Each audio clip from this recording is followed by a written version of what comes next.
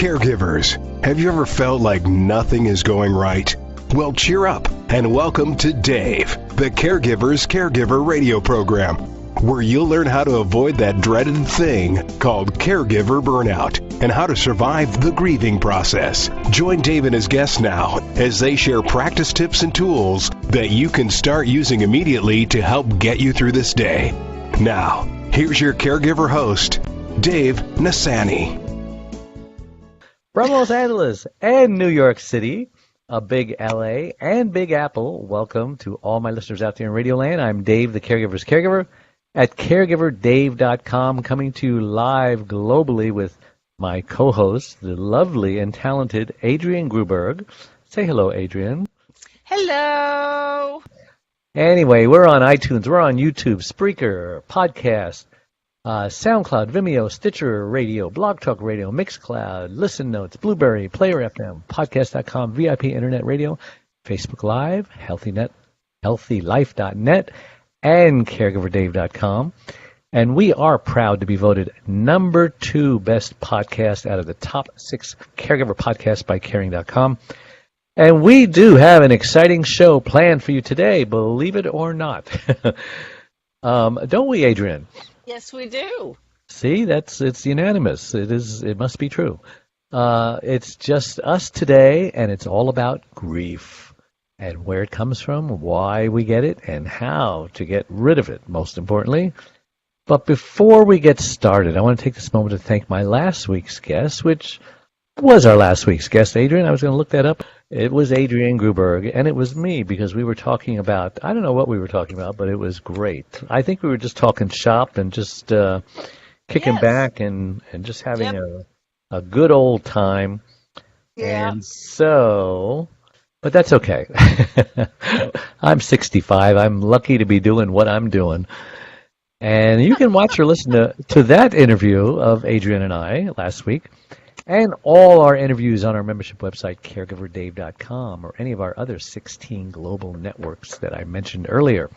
We're a little flustered today because we just finished another show that we do for our monthly show on healthylife.net, and it's a great show, and it'll be airing on the third Monday of the month, of every month, at 2 p.m. Eastern, 2 p.m. Pacific, 5 p.m. Eastern. And I'm not going to tell you too much about it, but you should be tuning into that because that's a great show. All right, enough of that. Adrienne, how are you doing today? I'm doing well. What is the phone in my face for? Oh, sorry. Like I said, I'm trying to connect to Facebook Live here so that Adrienne can have the benefit of her people. Well, I mean, I'm trying to get rid of them. So I have to send it to a group because you guys are groups, right? Yeah. There you go, Caregiver Space. Yep. And then post. And then you've got so many groups, so I've got to do it again. Share. No, you don't have to. You can do it in the main community. You don't I have could to do it that. in all the I could communities. do that. Anyway, how's the weather there in Manhattan, huh? It's 47 and sunny.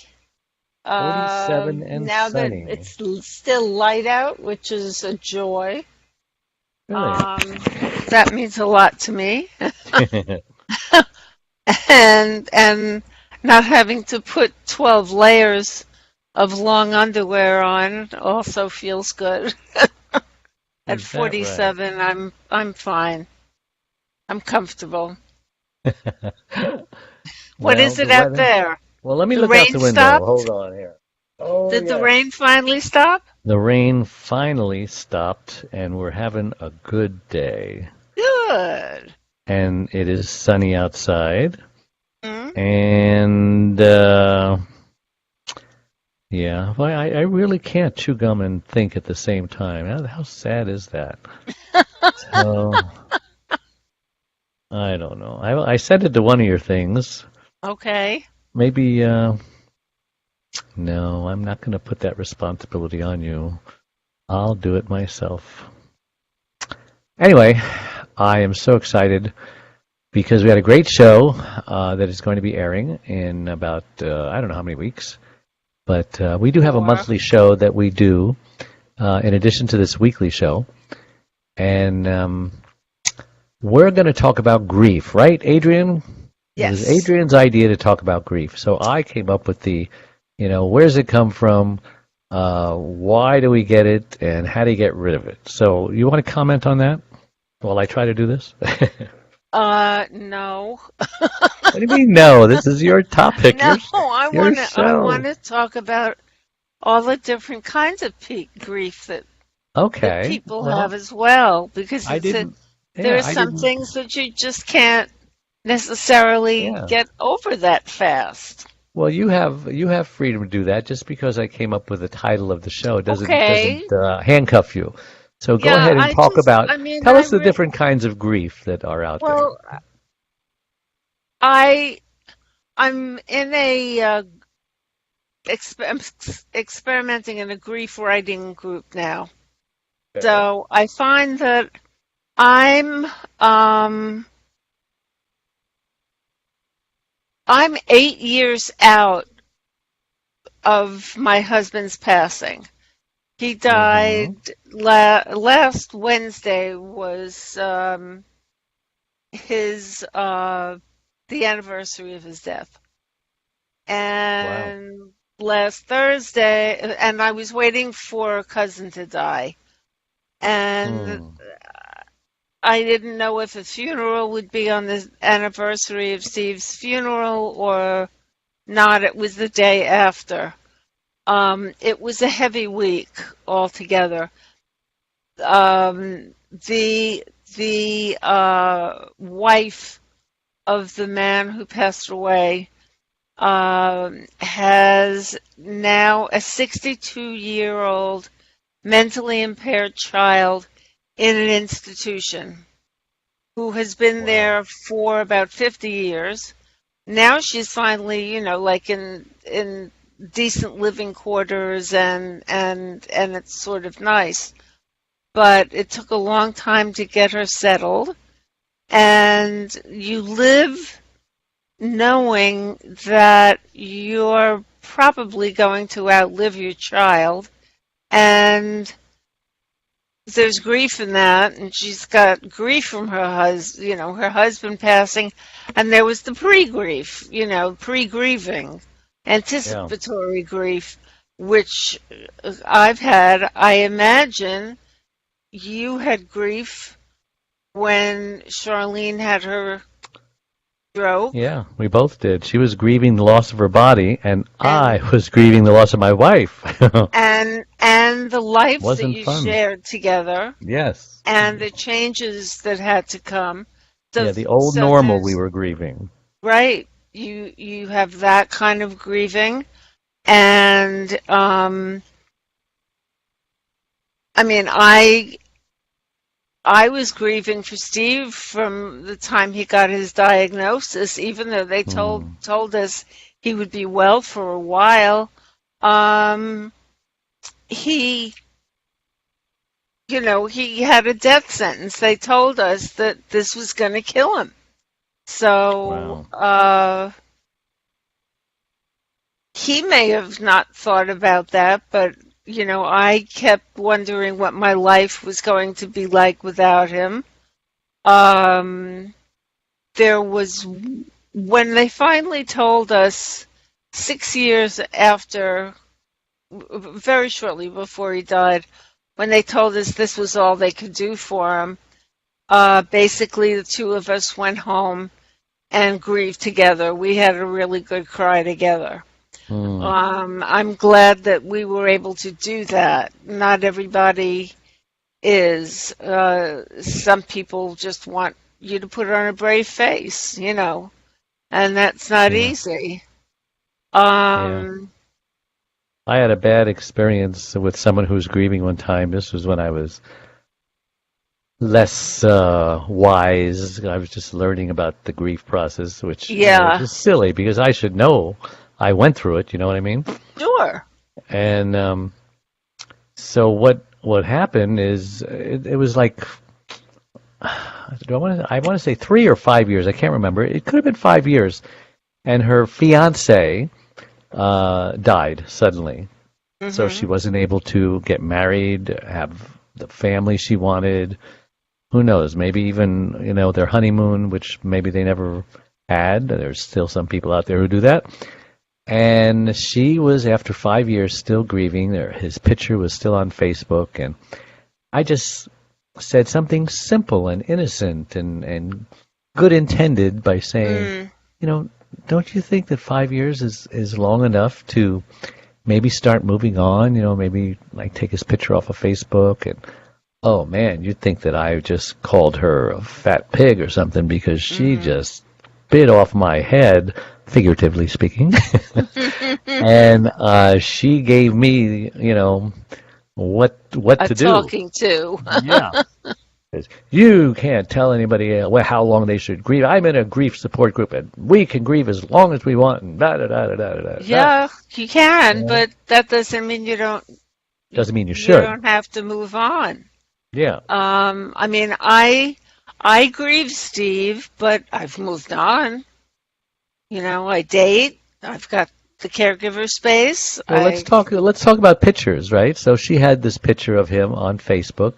I mean, where are Steve's pictures? Is he still around the house? Because you have a boyfriend now, right? Isn't all that over kind of the weird? house. All over the house? Steve's pictures are all over the house. So your boyfriend is no big deal? No big deal. It's not as though I got a divorce from a man I hated. Right. Or a man that I loved and bitter about. I mean, I loved my husband when he died. His pictures he was very photogenic. We've got lots of pictures together. I have been throwing out a lot of pictures. I figured I only needed so many pictures of Steve fishing when I wasn't on the trip. I mean, standing on the bow of a boat with a fishing rod in his baggy pants. I mean, how many of those do I need? Right. But the portraits, the pictures of him from when he was a teenager.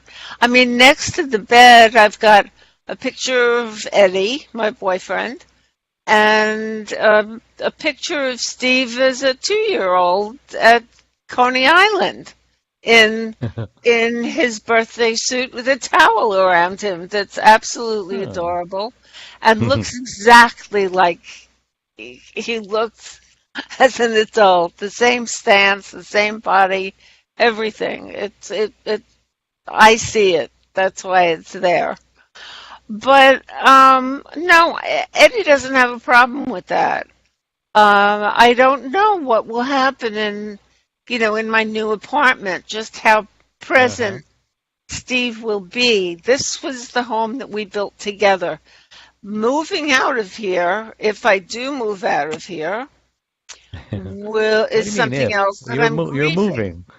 You are moving. You're moving, aren't you? I don't want to move. I mean, I just during our break. And now you're saying break, if? I wrote a letter.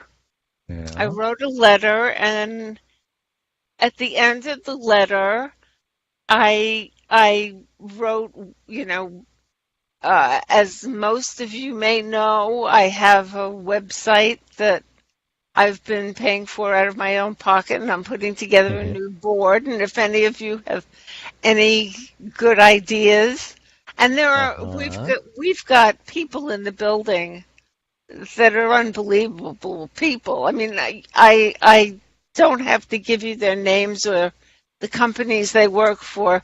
Suffice it to say they're diverse and quite well-to-do. And how I ended up here is beyond me. I mean, the 43rd richest man in the world has 3 floors in this building. I mean, wow, you're in a good neighborhood. What is he doing in this building? It's a good neighborhood. What am I doing in this building? But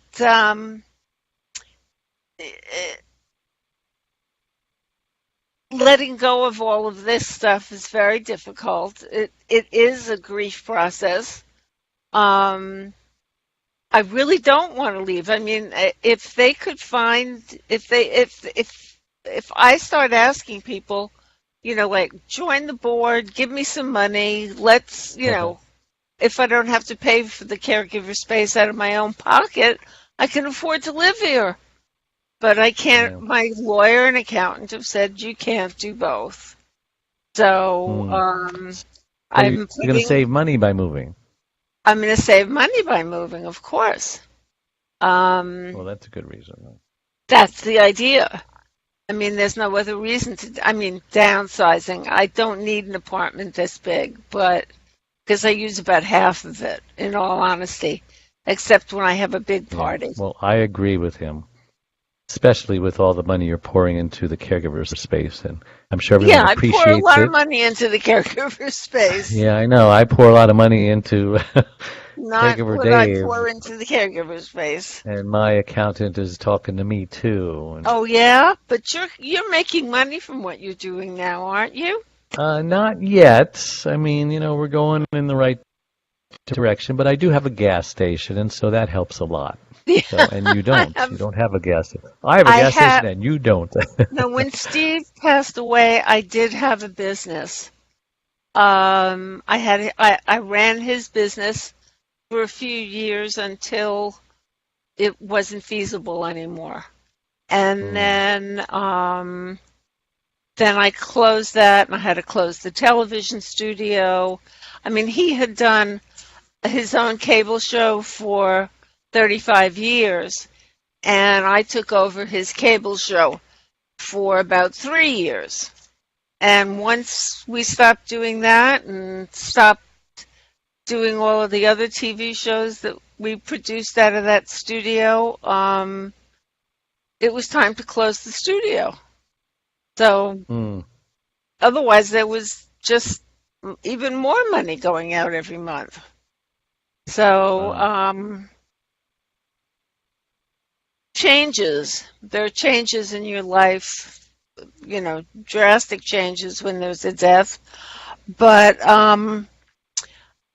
I said that I was taking this writer's workshop on refuge in grief. Now, because I'm 8 years out of it, it's not speaking to me as it may have spoken to me if I was a new widow. But it's not just widows. It's people who have lost their children, who've had miscarriages, who've had abortions, whose children have died of childhood illnesses. It is definitely a community where there are people in pre-grief, and there are people who are new to grieving, and where the death has been very sudden, and there was no closure, and that's a very difficult thing. In that way, caregivers who know that they're taking care of a person who's going to be dying, you have a chance to say goodbye in your way. That's one of the small blessings. Yeah, that's huge. I do think it's huge. It was for me to have that time to adjust and think about what it was going to be like to be alone. Of course, it's never quite the same as what you expect it to be, but it's you learn day by day. You're going to get through it. Yeah, we have someone on the Facebook Live, Kelly Henson. Hey, says, you know her? No. She says, I'm right there, grieving the old normal. So I asked her to call in. Everyone is so shy to call in. Your face won't be on the screen. You just call up on your phone, and we'll just see, a little silhouette of an emoji of you. So we're going to take a break. We'll be right back, and when we come back, Kelly, I want to see you there, so don't go away. Yeah. Bye-bye. Come on, Kelly.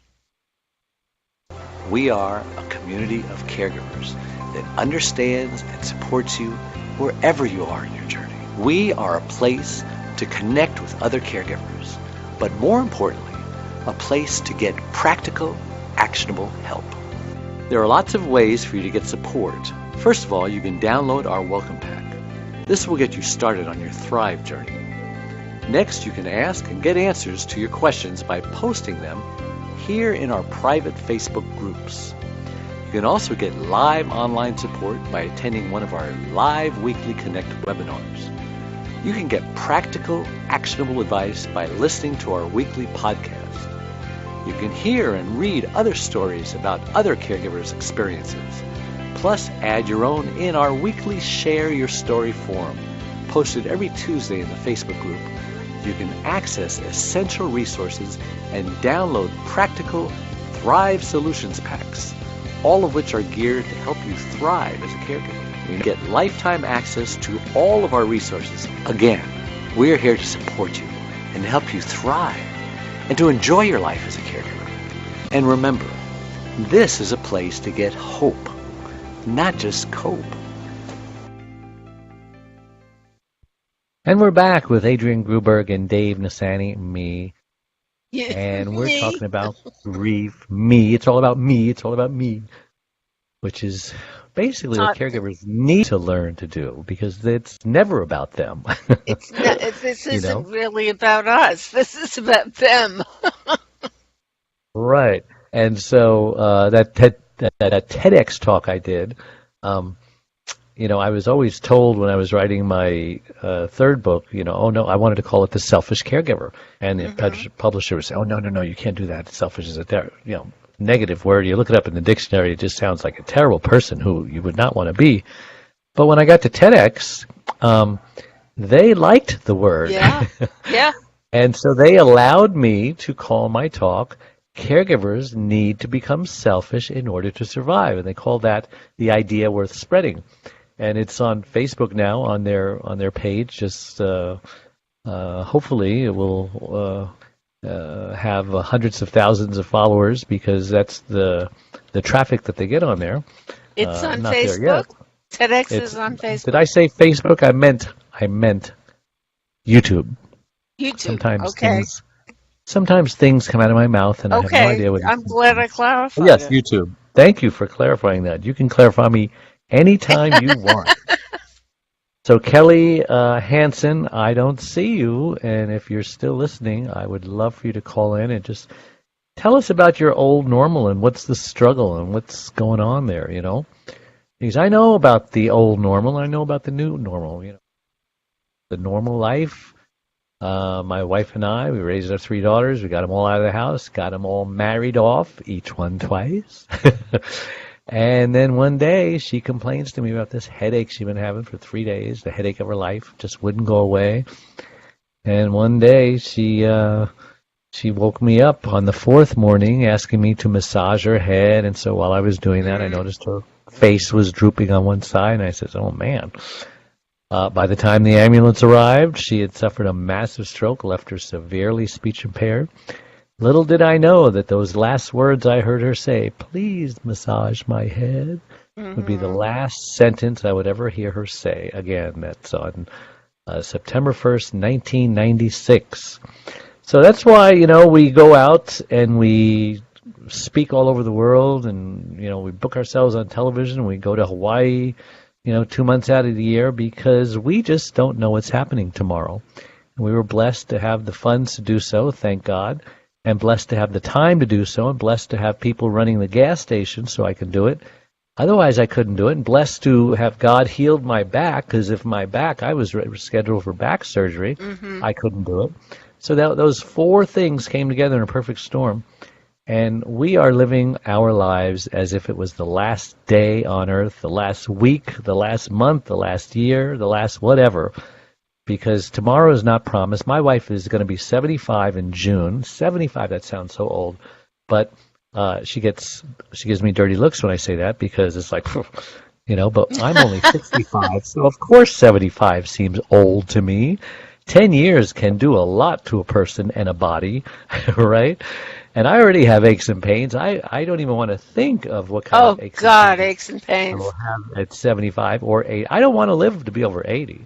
So I'm just healthy enough to stay alive, but not too healthy where I live to be 95 and somebody has to change my diaper and guide me, to. There are 95-year-olds who were They are perfectly the healthy. exception rather than the rule. Would you Well, agree? there will be more of them. Really? What's going on? The cure for dementia and Alzheimer's? The sheer number of people who are going to be turning, Oh, the getting baby older. boomers. The baby Baby boomers. And Yeah. after them, the Generation X or the millennials or whoever they are, the group that's bigger than the baby boomers. Was that the Gen X or is that the millennials? I can't remember. No. The millennials. That I was always told baby boomers were the big They were. lump going through the snake, as he's trying to They digest were. this rabbit. But apparently, the success and the prosperity of the '80s brought about the millennials, and now they're bigger than the baby boomers. Right. So I don't know about Social Security and all that stuff. I think you're on your own. It's well. Kelly's not around. She might have left us, or she's just hoping that we stop talking about her. Well, I wanted to ask you. I mean, you had your issues, your grief issues when Charlene had her stroke. You were. Yes. You yes, were. I wasn't in good shape. Were you angry? What was I? Angry at who is the question? Cause, Yeah. Yeah. Were you angry at God? I wasn't angry at her. There could have been, I don't think I was ever angry at God because I had a lot of faith and I was being very positive. Some would say I was delusionally positive, but that's just me, I just have a positive attitude, and so this is just a speed bump. We're going to get through this. Therapy's going to work. She's going to talk again. She's going to walk again. I truly, truly believe that. And I had peace during the whole process, and I had a very supportive congregation that was upholding me and keeping me in prayer and helping out and all that. And did you go to a support group? Yes, I went to a support group, and that helped a lot in the beginning because I didn't know that everything I was feeling was normal. Mm-hmm. So I highly recommend support groups. My wife went to one too. We went to one together. I was going to the stroke support group, and she was going to the stroke survivor group, but she hated her group. She just tolerated it and went because I forced her to go. And the reason she hated the group, because she was a young woman. She was 52. She was younger than me. And she was young at heart anyway. So, I mean, the 52 is like 42. And she's around these old 92-year-olds, people. So there was no support group for younger people who had experienced stroke. Well, believe it or not, this support group was for younger people. Now, I don't know what they were doing there, but they did have some young people there. I remember there was like a 35-year-old mother who had a brainstem stroke, and so she was paralyzed from the neck down. She was in a wheelchair, and she still had small children. And so there were young people there, but there were more old people there. And maybe because even though it was a young person's group, a so-called young person's group, what are they going to tell old people? You're too old, you can't come to our group. So, and she wanted to feel normal. She didn't want to be around people who were disabled. Well, look at all the things that she's done. I mean, she really is amazing. Look at herself as disabled. She doesn't look at herself as disabled. She doesn't want special treatment. She just thinks she's normal, And, it's her new normal. I mean, she's more normal than most normal people. So she Yeah, didn't like to be around. She didn't want to be reminded, oh yeah, I'm one of those people. uh-huh. And but me, on the other hand, and most people in my group were younger. They were older than me because I was pretty young anyway. I was, if she was 52, I was 42. Hmm. And can you imagine 42 years old in the prime of your life, your daughter just kind of graduated high school, Right. and your wife, who you never thought about age before, we always seemed kind of equal in age. All of a sudden, I'm thinking, oh my gosh, yeah, I married an older woman. Oh my gosh, is this the stuff that happens to older women? And I didn't know what to believe, but I was positive, and I had my faith in God. Thank God for my faith in God, because it really got me through. It was like there's this picture somewhere of footprints in the sand. You might have seen it. Right. And through life, there's two sets of footprints, and then there's God's walking with you, or Jesus, or whoever. And, well, in my case, it was Jesus. I don't want to say whoever. I truly believe he was walking with me. But then there was only one set of One set of, footsteps yeah. through the most turbulent times. And, of course, you scream out to God and say, how could you leave me when I needed you the most? It was only my own footsteps. He says, those aren't your footsteps. Those are my footsteps. I was carrying you. You say, oh. And so I'm enough of a pragmatist that I knew that I needed to get away. I knew that I needed a break. And so I would arrange for a sitter to stay with her. And in the beginning, I didn't tell her because she wouldn't let me go. She would just, have a temper tantrum. No, you can't leave. You got to stay here. She wouldn't say that because How she can't long talk. were you going for? Just the What? weekend, I would Oh, leave on a Friday night and I'd come back like Sunday. like I would sailing or something? No. Doing I the would things you like? fly. I would fly to Nashville and spend time Oh, with my okay. cousin, who I hadn't seen in decades. Then I would fly, maybe the following month I would fly to New York and see my other cousin who lives Mm-hmm. there, who I hadn't seen in decades. And they would minister to me. They would refresh me, Yeah. and I'd come back refreshed. And then the next month I would fly to Miami to see my other relatives over there, who I hadn't seen in decades. We don't see our relatives who move away. Right. If we're lucky, we'll talk to them on the phone maybe every 3 years or so, which Right. is terrible because we're Syrian, we're kind of clannish and ethnic, and we like getting together with folks.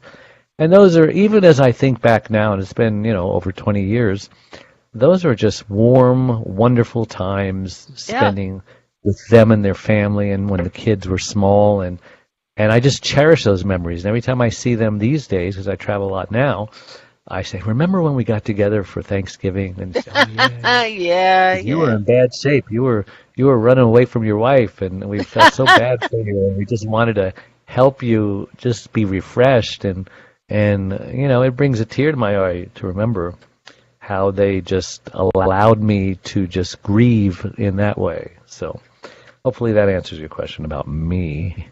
Yeah, and But enough and about me. no, I was asking, how my next question actually Yeah.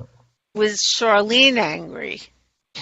Oh, Or she was very, very, very angry. Anger was her favorite grief emotion. She was yeah. angry at everybody and everything. She was angry that she couldn't drive anymore. She was angry that we had to move out of our beautiful dream house, that she was going to be buried in the backyard. That's how permanent she wanted this house to be. She was angry that her 2-year-old granddaughter stopped, having a relationship with her because all of The a sudden same Grandma way. looked different and Grandma couldn't talk and Grandma, was just strange. And so she was angry about that. She was angry that I got to go away for Hmm. weekends and she didn't. But, it was her that I needed to get away from, so I From. couldn't take her with me. That would be like awful. Now I travel with her all the time, and it's fun. And in fact, she's very easy to travel with because I can put all Hmm. my luggage on her chair, and I don't have to carry anything. And we get in the front of the line when you go to Disneyland. Gosh, you want to go to Disneyland, you want to go with a disabled person because you just go to the front of every line. So I just love her, and she's fun to travel with. We go on cruises a lot. Cruises are so fun, and as you know, we go to Hawaii a couple times a year for a whole month because I figured I was in the pool one time when we were just there for a couple of weeks. And we used to go all the time, and then we stopped going for like 3 or 4 or 5 years just because, life gets in the way and you can never afford it, it's a vacation. And I was losing my shirt in 2008, so it was just out of the question to spend any money on frivolous things like that. But after a while, you start to realize that how much longer can this 75-year-old woman travel? It's amazing and a miracle that she can travel the way she can now. So we better just do it, because when we were younger, we used to go on cruises and we used to see these old people, carrying oxygen around with them and in there in a wheelchair. And we said, oh, we don't want to end up like that. We don't want to wait till we're decrepit and old before we take a vacation. So we tried to vacation frequently in our younger years, and we did a pretty good job, not as good as we should have. But now I'm back to that philosophy. There's so many people who make lots and lots and lots of money, and they save it, and that's great that you save your money, so save it for a rainy day. But these people live like paupers, and they never travel, they never go anywhere, they never vacation. And they don't enjoy themselves. They're depression babies. They're afraid that, something's going to happen. And then they die, and they die thinking, people think that they're poor, and they actually have millions in the bank. And the kids get it all, and the kids are just like ruined by it. It just, too much money too quickly can just ruin a person. We can see it with the lottery winners. We can see it with the NFL players, with the NBA players, how they can.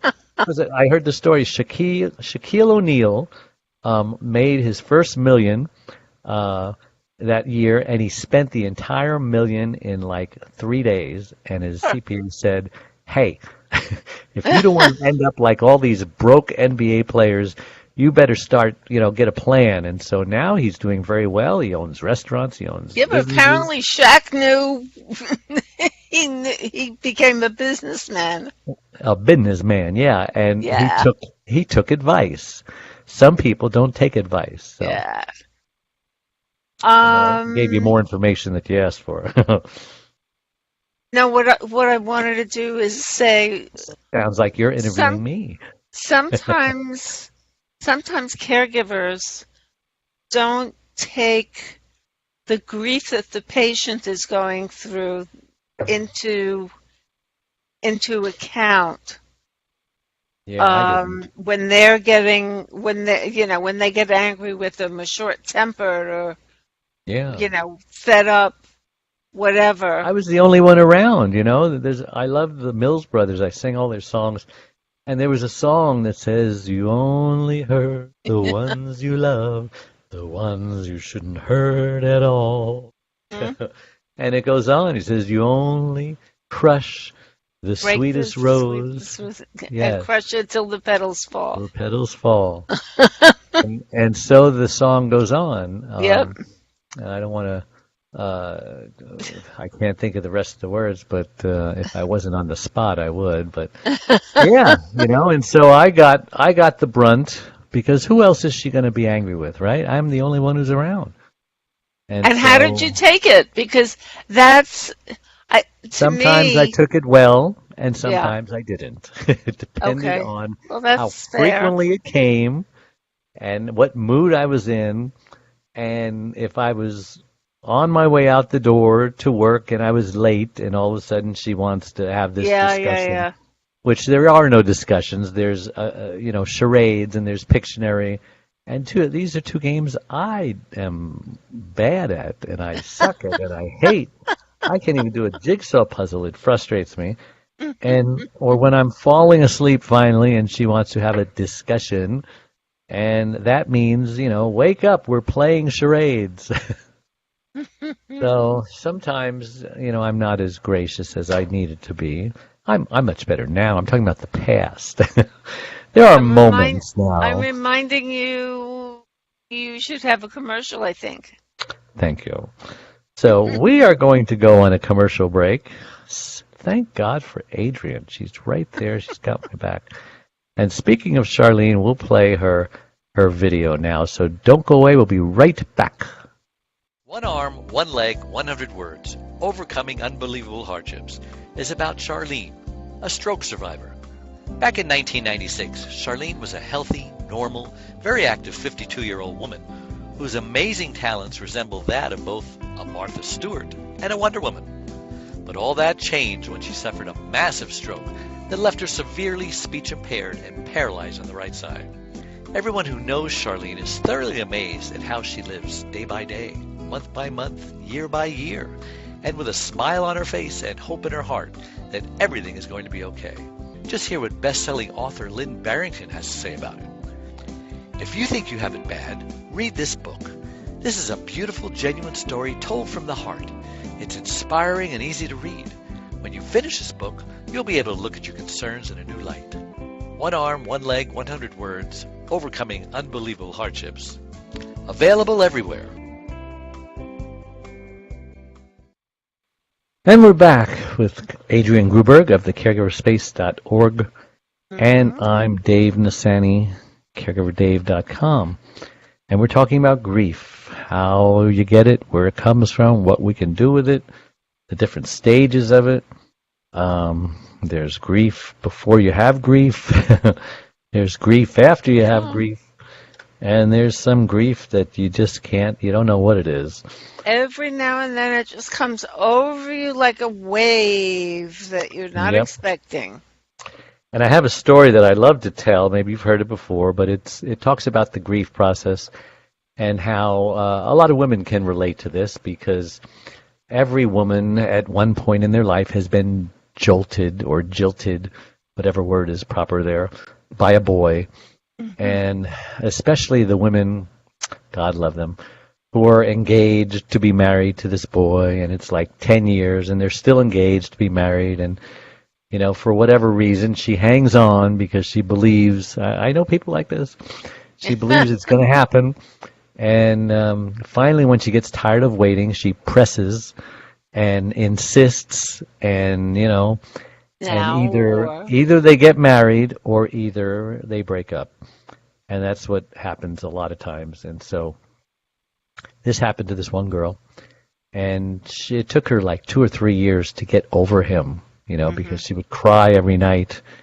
And then finally she wasn't crying anymore, and she was kind of, you know, feeling better, and found a boy and started dating him, and they loved each other, and she thought that they might get married, and then he proposed to her. And everything is fine, everything is wonderful. But then one day, while she's in Manhattan shopping downtown, guess who she sees? She sees the boy who wouldn't marry her after 10 years. Ooh. And she saw him with his wife because they both had on wedding bands. And all of a sudden, she thought she was fine. She just collapsed right there on the sidewalks of New York, just like you did when you fell on your bad knee during knee surgery. And they had to help her up, and, you know, she passed out. And finally, when she woke up, you know what were the first words out of her mouth? She says, "I thought he just didn't want to get married, but he didn't want to marry me." And look at all the time that had passed, 3 years, and she was engaged to be married. She found love again. Where was that all hiding in the back of her mind? You know, can you explain that? You're a woman. I'll just be quiet and listen. No, I can't explain it. What do you mean you can't explain it? Because it never happened to me. But women can imagine things like that. Yeah, And no, go, I know why that happened. So I can imagine it. Figure it out and enlighten me. Those I can remember bad dates that I had, you know, in high school and college, and they were all still back there in my head. You know, when they were hurts. When I was hurt, and I mean, it wasn't like an engagement. It wasn't that serious, but there were times that I've broken up with people. They've broken up with me, or it's been agreed upon. Um, or my divorce. It took years for us to become friends again, but we did, and I'm glad that we've become friends again. Because we were friends to start with. Uh, it's Is he still around, by the way? I don't huh? hear you talk about him much. At Oh, least I he's don't remember. around. He lives in Switzerland, in Zurich, and he has a public relations business for the medical trade, and he travels all over the world. That he was always a restless soul. We lived in Africa together. Uh, we went from Atlanta at Yerkes Primate Center to Brooklyn and Downstate Medical Lab where he studied monkeys, to Rutgers where he studied monkeys, Oh. to Africa. Well, did you have an And interest in monkeys too? well, yes, I liked them. I mean, So did you like those movies about the Planet of the Apes, the latest ones, where some of them. the the ape, I guess he was a monkey. I don't know what he was, but he became intelligent and he started teaching the other ones. You Yes. saw that, right? Is that feasible? Could that ever happen? Since you're a monkey expert. I I don't think it could happen quite that way. No, Are they no. missing something in their I don't brains? think there are as many of them as there seem to be in the. Do you think there's one or two special ones that Well, I nature? mean, I've met Jane Goodall. Who's that? Is that a special one? She's the one, so the woman who lived in the wild with the chimps Mm. and has been studying them in Tanzania for a long time. She was studying them in Tanzania when it was still Tanganyika. Hmm. It's that long ago. Um, I mean, it's fascinating stuff, and I did always enjoy doing it. I Mm. didn't always enjoy being the wife of somebody who was going for their doctorate and schlepping around all over the place. Isn't he 'Cause- like Indiana Jones, kind of? no, that's an archaeologist. No, He's a I don't mean he was a that. primatologist. I mean his Wanderlust? lifestyle. Yeah. He's a professor, and then he's No, he's going around not the that world. butch. Not that butch, huh? He's not that butch. But he traveled a lot. He Well, travels those a were lot. happy times, weren't they? You had a lot of He, happy times, didn't you? we had good times. I mean, yeah, it was good. Mm. I had better times with Steve, different kinds of times with Yeah. Steve. Um, I Well, I'm sorry I took you off I track grieve there. those. I grieve those times. Yeah.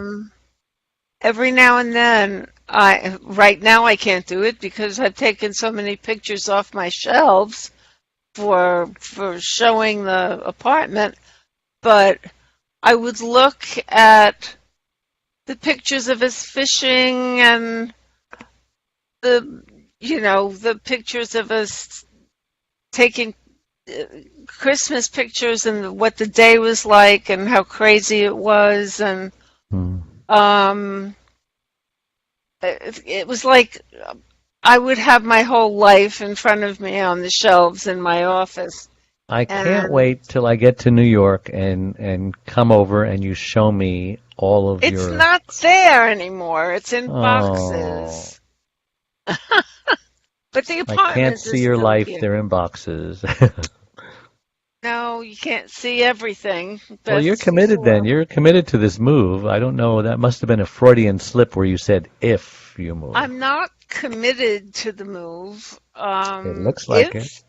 If somebody comes up with money, For the caregiver space, I will. Sponsors, you mean? Yeah. Are you still pursuing that actively? Yep. Actively vigorously? now. Actively.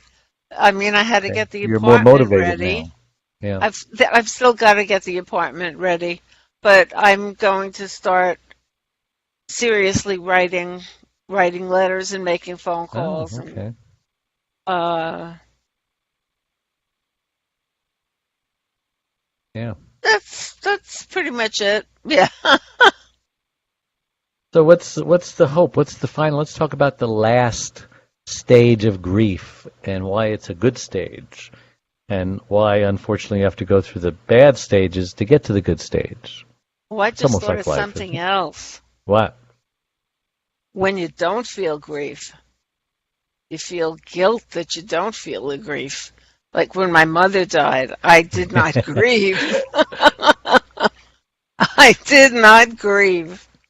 And when my ex-husband wrote me that his father had passed away and that he had to write me because I was the only one that had known him, and he was so sad, I said, be happy that you're sad because you had something worth being sad over, something worth What does he grieving. mean? You were the only other one who knew him. Well, other than his brother, he lives in Zurich, and no one ever met his father. I lived with his father. I knew his father, so I could understand the relationship better. Was he a And hermit, or he just lived so far away that? who? Are you talking about the He father lived? He wasn't a hermit. No. Oh, because you made it sound like his No. father. There were very few people who knew him. There were very few people that were around Ken that knew his father. I see. So his father had his own friends and stuff. His father was pretty solitary, but that's another Yeah. story. Well, that's another name for a hermit, isn't it? Well, he had a wife and he did stuff. I mean, he didn't sit in the house and do nothing. So he didn't touch a lot of lives the way you are, for example. No, my ex does though. You're out there. Mm. My ex does, and I'm very proud of him for it, which is nice. Good. Which is nice. And Steve touched a lot of people too. So We that have made me happy. 4 more minutes. How do you want to spend it? We do? I know, time flies when you have You fun. were talking about the last stage of grief or whatever. The last stage. You got to get to the last stage or you'll leave them hanging, off the cliff. It's the wonderful stage. It's that wonderful place called acceptance, It's that stage that you just accept the new normal, which is a nice way of saying the crappy situation that I'm in. But if you consider looking at it as a crappy situation, you'll never get through your grief. Or looking at the sad situation that I'm in. It is what it is. You have to believe that all bad things, and I truly believe this, and you just need enough time to lapse to see it. But I haven't seen, maybe there's an exception, but I'm just talking from the hip here. I haven't seen too many situations where a really bad thing that happened didn't have some good come out of it to where you look back and say, gosh, I grieve that situation so much, like all the $1.5 million that I lost, my entire life savings just evaporated, poof, Yet that taught me to change my attitude and my beliefs about things. And now, 10 years later, it's like it never happened. God in His grace, I'm debt-free and I'm recovered from what I lost. And I don't get that because there's a lot of people who were there with me and they didn't get recovered from it. So maybe I'm doing something they're not doing. Maybe I learned something they haven't learned yet. Or maybe enough time just hasn't passed for them, because everyone's on their own. Everyone's going through something. And that's why don't complain about what you're going through, because I guarantee you, if you look around, I don't think you would want to trade places with anyone, because it might look like the grass is greener on the other side, but they got weeds too. Yep. Absolutely. And they got plops of cow dung in the grass hidden as well. I'm just the metaphor king. Well, you said it well. You don't want to talk about acceptance. Are you in acceptance yet? Have you accepted all of your grief, or are you still struggling? The only grief that I'm struggling with at this point is the apartment, because I don't know one way or another what's going to happen yet. I mean, I have to sell this place before I find someplace, if I don't find a backer. Yeah. Do you have neighborhoods that you are saying, okay, those are okay, those are not okay? I've been getting my feet wet. Yeah, I mean, I've been looking. And there's affordable places that you approve of. Well, more affordable than what you have. More affordable than what you have. This is New York. And you want to stay in the city, right? Yeah. I thought about getting a house, but I would be traveling to Manhattan almost every day. That's stupid. Or you're in Midtown or downtown? I'm in the Flatiron area. What's a Flatiron? The Flatiron Building, the first high-rise in New York City. Oh. So is that considered downtown, uptown, or midtown? 23rd Street. So is that considered and Fifth uptown? Avenue. It's downtown. Considered Flatiron. Well, is it close to uptown or close to downtown? It's close to Chelsea. It's close to the Village. Just not going to answer the question. It's close to Midtown. Midtown, okay. Close to Gramercy Park. So downtown, what's more expensive, downtown, Midtown, or uptown, generally? Flatiron. Flatiron. Well, you better stay where you are then. You said, what's more expensive? No, I said, did I? I meant. Yeah. Oh, yeah, more expensive. So what's the cheapest, I should say? Right now, I could buy what's called a Classic 6 on Park Avenue. Sounds expensive. For much less money than I ever dreamed possible. The problem is I can't see myself walking through the lobby. They're so gorgeous. Why is that? The lobbies are like palaces, but you deserve it, Adrienne. I mean, how old are you? Something flying around in here. Well, how old are you? 65 yet? I'm 70. 70. So you're still young. You're younger than my wife. You still got some tread on those tires, so I do it. still have tread on those tires. Yes, I do. All right. Well, say goodnight, Gracie. I'll say goodnight, Gracie. Let us know how how people can get a hold of you. It's Adrienne, ADRIENNE, at thecaregiverspace.org. And everything else is at thecaregiverspace.org. You can find all the social media links there. Great, and I'm at caregiverdave.com. And we thank you for tuning in. We really do, and we are going to look for you next week. And goodbye. Bye.